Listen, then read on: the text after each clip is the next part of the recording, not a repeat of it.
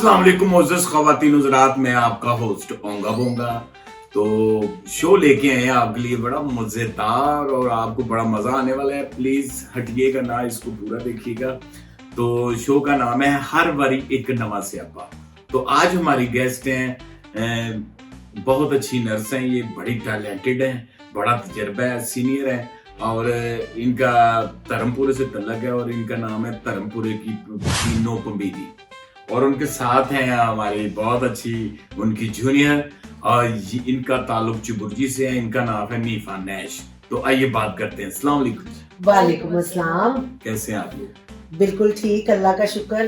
आप सुनाए, कैसा चल रहा है आपका काम?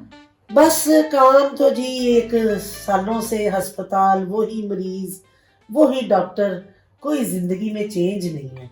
तो आप चाहती हैं आपकी जिंदगी में चेंज आए? हाँ, बड़ी दफा कोशिश की, हर बारी चेंज ने एक नया सरप्राइज ही दिया तो है। आप नहर में नहा कर देखी, शायद चेंज आ जाए। नहीं, मैं समुंदर में गई थी नहाने, सुना था कि समुंदर में जाओ तो नैश खाना खत्म होता है। तो वो मैं समुंदर में, मैंने छलांग लगाई समुंदर में, पानी बाहर, मैं अंदर, मनु सट्टा लग गई। तो आप क्या कर रही हैं आजकल? मैं आजकल इनको इंसिस्ट कर रही हूँ, जूनियर हो ना इनसे। अच्छा। तो सरकारी हॉस्पिटल में जॉब है? जी जी, सरकारी में। और हमने कहाँ करनी है, ऊंचा बोलिया कर, तेरी समझ भी आवे। कितना कुछ बोला हो। अच्छा, तो कोई अपना एक्सपीरियंस बताए ना, क्या होता है सरकारी हॉस्पिटल में? क्या होता है जी, वही मरीज, वही टीके, वही गोलियां। कई बारी ते सुते पे मरीज ਨੂੰ उठा के नींदर दी गोली ਖਵਾਣੀ ਪੈਂਦੀ ਹੈ।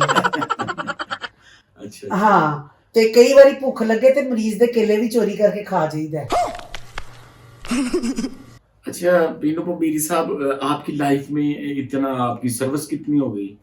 मेरी सर्विस को जी हो गए हैं 10 साल। 10 साल में कोई ऐसा वाकया जो बड़ा आपको मजा आया हो? क्योंकि हम अपनी ऑडियंस को मजा देना चाहते हैं, ये फनी वीडियो है, सीरियस तो है नहीं, तो आप कोई ऐसा वाकया शेयर करें। वाकया मेरी जिंदगी का, एक बार मुझे प्यार हो गया था। अच्छा, अल्लाह की कसम। बड़ी स्मार्ट सी, गिठ लग सी मेरा। जिथे खलोंदी सा उत्थे ही रोशनी रोशनी हो जाती सी। पिछे बल्ब बनने नहीं, मेरे लश्कारा ही बड़ा पैंदा सी जी। अच्छा। ਉਹ ਤੇ ਬੇੜੇ ਗਰਕ ਬਾਅਦ ਹੀ ਹੋਈ ਹਰਕਤਾਂ ਤੋਂ। ਹਰਕਤਾਂ ਵੀ ਕਰਦੇ ਰਹੇ? ਬਰਕਤਾਂ ਬੜੀਆਂ ਨਹੀਂ ਪੈ ਸਕੀਆਂ, ਹਰਕਤਾਂ ਤੇ ਬੜੀਆਂ ਕੀਤੀਆਂ ਕਿ ਸ਼ਾਇਦ ਕੋਈ ਬਰਕਤ ਪੈ ਜਾਏ। ਜੀ। ਬਸ ਮੇਰੇ ਨਸੀਬ ਠੰਡੇ ਸਨ ਜੀ। ਜੀ। ਉਹ ਦਰਅਸਲ ਇੱਕ ਮਰੀਜ਼ ਨਾਲ ਮੈਨੂੰ ਇਸ਼ਕ ਜਿਹਾ ਹੋ ਗਿਆ ਸੀ। ਓ ਨੋ। ਹਾਂ, ਉਹ ਸੁੱਤਾ ਪਿਆ ਸੀ, ਮੈਂ ਉਹਨੂੰ ਟੀਕਾ ਲਾਉਣ ਗਈ ਆ ਤੇ ਉਧਰੋਂ ਹਨੇਰੀ ਚੱਲੀ ਏ ਤੇ ਖਿੜਕੀ ਖੁੱਲੀ ਏ। ਕਟਾਕ। ਤੇ ਖਿੜਕੀ ਦੀ ਜਿਹੜੀ ਲਾਈਟ ਹੈ ਨਾ, ਚੰਨ ਦੀ, ਸਿੱਧਾ ਮਰੀਜ਼ ਦੇ ਮੂੰਹ ਤੇ ਪਈ ਏ ਤੇ ਮੈਂ ਦਿਲੋਂ ਜਿਹੜਾ ਨਾ ਤੜਫ ਕੇ ਉਹ ਨੀਂਦਰ ਦੀ ਗੋਲੀ ਆਪ ਹੀ ਖਾ ਕੇ ਤੇ ਉਹਦੇ ਕਦਮਾਂ 'ਚ ਬੇਹੋਸ਼ ਹੋ ਗਈ। ਵਾਹ। ਬੜੇ ਮੈਂ ਇਸ਼ਕ ਵੇਖੇ ਨੇ, ਲੇਕਿਨ ਇਹੋ ਜਿਹਾ ਨਹੀਂ ਵੇਖਿਆ ਕਿ ਕਦਮਾਂ 'ਚ ਬੇਹੋਸ਼ ਹੋ ਗਏ ਤੇ ਉਹਦੀਆਂ ਜਰਾਬਾਂ ਸੁੰਘ ਰਹੇ ਸੋ ਤੁਸੀਂ? ਜਰਾਬਾਂ ਨਹੀਂ ਸਨ ਪਾਈਆਂ, ਉਹਦੇ ਆਪਣੇ ਪੈਰਾਂ ਦੀ ਬੋ ਬੜੀ ਸੀ।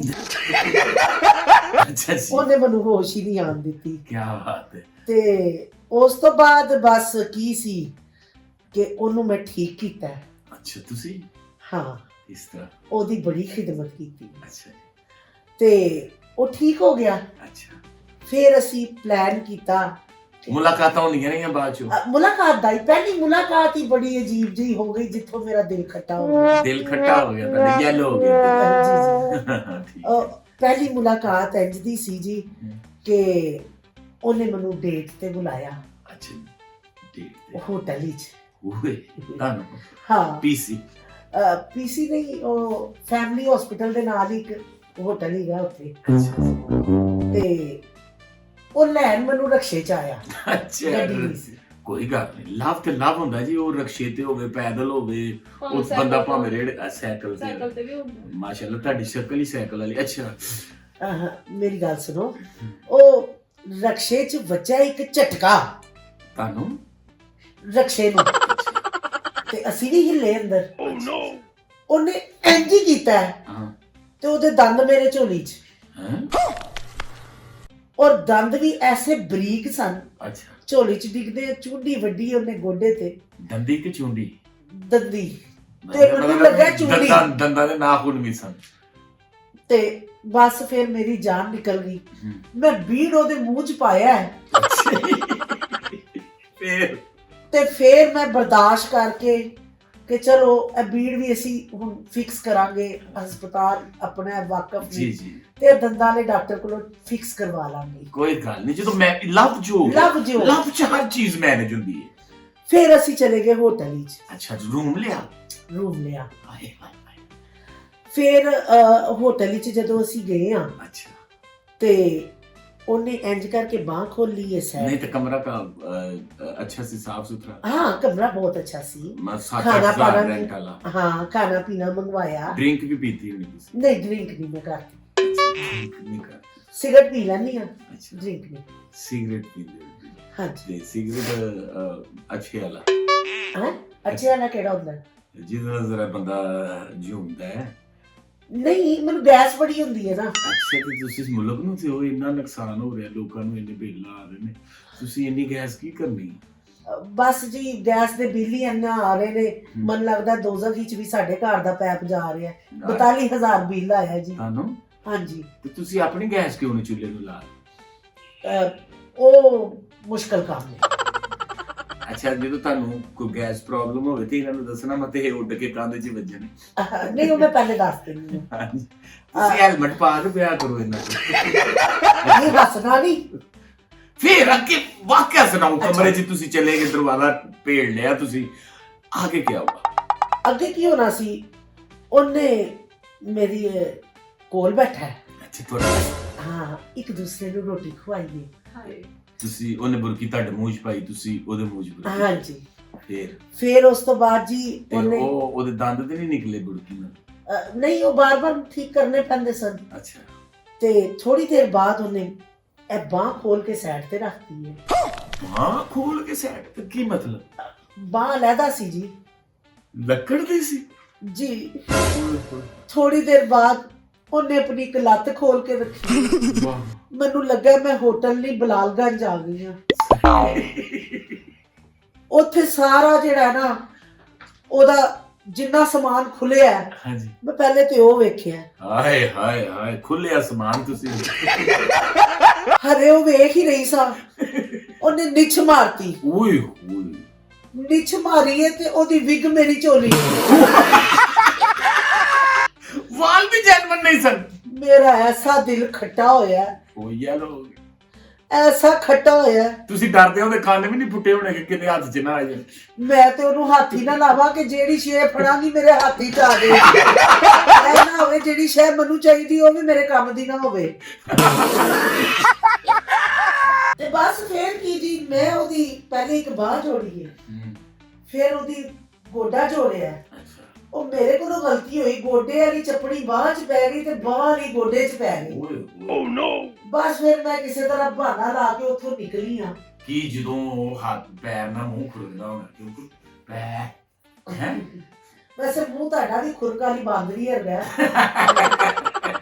ਤੇ ਬਸ ਫਿਰ ਉਸ ਤੋਂ ਬਾਅਦ ਅੱਜ ਤੱਕ ਮੈਂ ਇਸ਼ਕ ਨਹੀਂ ਕੀਤਾ।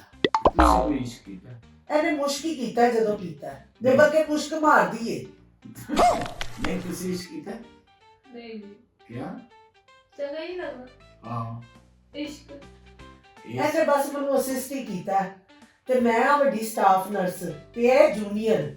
ਤੇ ਹੁਣ ਇਹਨੂੰ ਮੈਂ ਦੱਸਿਆ ਕਿ ਟੀਕੇ ਸਹੀ ਲਾਣੇ ਨੇ ਤੇ ਬੰਦਾ ਇੱਥੇ ਹੀ ਠੋਕ ਜਾ ਕੇ ਚੈੱਕ ਕਰ ਲੈਣਾ, ਬਾਅਦ ਵਿੱਚ ਦਿਲ ਕਿਸੇ ਤੇ ਆ ਜਾਏ ਤੇ ਮੁੜ ਕੇ ਤੇਰੇ ਵੀ ਪੁਰਜ਼ੇ ਖੋਲੇ ਹੋਣ ਤੇ ਅਗਲੇ ਨੇ ਤੇਰੇ ਵੀ ਖੋਲੇ ਹੋਣ। ਮੈਂ ਉਹਦੀ ਕੁੜੀ ਦੀ ਸ਼ਕਲ ਮੈਨੂੰ ਲੱਗ ਰਿਹਾ ਅਗਲੇ ਵੱਧੋ ਵੱਧ ਮੁੰਡਾ ਫਸਾ ਵੀ ਲੈ ਨਾ ਤੇ ਇਹਦੀ ਡਿਮਾਂਡ ਇਹ ਨਹੀਂ ਹੁੰਦੀ ਮੁਝੇ ਖੱਟੀ ਇਮਲੀ ਲਾ ਦਿਓ। ਨਹੀਂ ਜੀ ਮੈਂ ਇਹਨੂੰ 7 ਅਪ ਦੀ ਬੋਤਲ ਵੀ ਨਹੀਂ ਪੀਣ ਦਿੰਦੀ, ਆਹਰ ਗੈਸ ਨਾਲ ਉੱਡ ਨਾ ਜਾਏ। ਬਿਲਕੁਲ ਬਿਲਕੁਲ। ਤੇ ਇਹਨੂੰ ਕੋਈ ਟੀਕਾ ਸ਼ੀਕਾ ਲਾਓ। ਓ ਨੋ।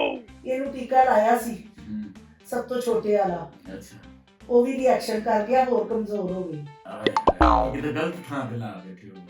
ਗਲਤ ਥਾਂ ਤੇ ਤੁਹਾਨੂੰ ਚੈੱਕ ਕਰ ਲੈਂਦੇ ਆ ਲਾ ਕੇ। ਡਾਕਟਰ ਕੀ ਕੋਈ ਨਾ ਕਰਾ ਜਿੱਥੇ ਮਰਜ਼ੀ ਟੀਕਾ ਲਾਓ, ਕਿਉਂਕਿ ਡਾਕਟਰ ਨੂੰ ਪਤਾ ਹੁੰਦਾ ਹੈ ਕਿ ਇਹਨੂੰ ਇਹ ਮਰਜ਼ ਤੇ ਇਹਨੂੰ ਇਹ ਟੀਕਾ। ਬਸ ਜੀ ਮੇਰੀ ਤੇ ਹੁਣ ਹਕੂਮਤ ਤੋਂ ਇਹੀ ਡਿਮਾਂਡ ਹੈ ਕੀ ਕਿ ਸਾਡੀਆਂ ਤਨਖਾਹਾਂ ਵਧਾਓ, ਕਿੰਨੀਆਂ?